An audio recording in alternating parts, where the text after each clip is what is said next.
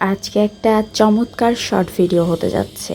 সারাদিন কী করেছি, আমি আর আপু কোথায় গিয়েছি, আপু দুপুরে কী কী রান্না করেছেন, বিকালে কী কী নাস্তা করেছি, সবই থাকছে আজকের এই শর্ট ভিডিওতে।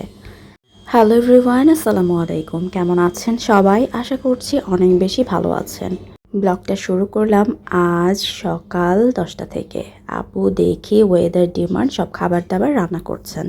চমৎকারভাবে গুছিয়ে রান্না করতে আপু বেশ পছন্দ করেন। দেখছেন না, একদম নিট অ্যান্ড ক্লিনভাবে রান্না করছেন। আমার তো বেশ ভালো লাগে।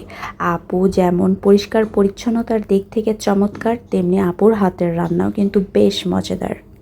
আজকের ওয়েদারটা এত বেশি সুন্দর যে কি বলবো, এই ওয়েদারে কিন্তু খিচুড়ি আর মাংসটাই আমাদের বাঙালিদের বেশি পছন্দের। তাই আজকে আপু খিচুড়ি আর হাঁসের মাংস রান্না করছেন। 2 রকমের ডাল মিক্স করে আপুদের জমির চাল দিয়ে আজকে মজাদার খিচুড়ি রান্না করা হবে। আপুর হাতে মাখানো এই খিচুড়িটা অনেক বেশি ভালো লাগে। সবাই তো অনেক বেশি প্রশংসা করে আপুর এই হাতে মাখা খিচুড়ি। আপুদের জমির চাল দিয়ে হাতে মাখা খিচুড়িটা রান্না করেন, যেটা খেতে বেশ ভালো লাগে। মাঝে মাঝে আপুদের জমির চালটা দিয়েই এরকম হাতে মাখিয়ে রান্না করেন। আর দেখা যায় প্রায় সময় পোলাও চাল দিয়েই বেশি রান্না করা হয় খিচুড়িটা। এই যে দেখেন, মাখো মাখো করে খিচুড়ি রান্না করা হবে, আর এই খিচুড়ির মধ্যে ডালের পরিমাণটা দিতে হবে চালের থেকে বেশি। এই তো আপু টেবিলে খাবারও দিয়ে দিয়েছেন, হাঁসের মাংস আর হাতে মাখানো ভুনা খিচুড়ি, যেটা খেতে একদম ফাটাফাটি হয়েছে।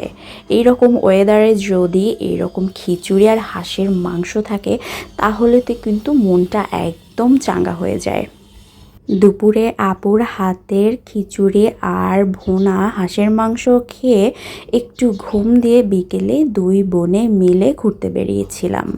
আমি আর আপু সময় পেলেই দেখা যায় ঘুরতে বের হয়ে যাই। আজকের ওয়েদারটা এতটা বেশি সুন্দর ছিল যে প্রায় প্রত্যেকটা মানুষই বিকালে ঘুরতে বের হয়েছিল। আমরাও বের হয়েছিলাম। চারপাশে এত বেশি বাতাস যে 2 বোন মিলে ঢং করছিলাম।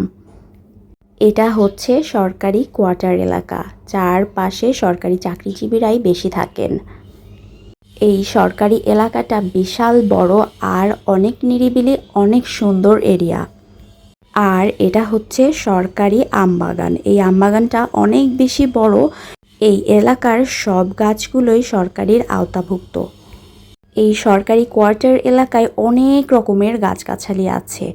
তো ঘোরাঘুরি শেষ হয়ে আমি আর আপু বাড়ির উদ্দেশ্যে রওনা হচ্ছিলাম। সন্ধ্যা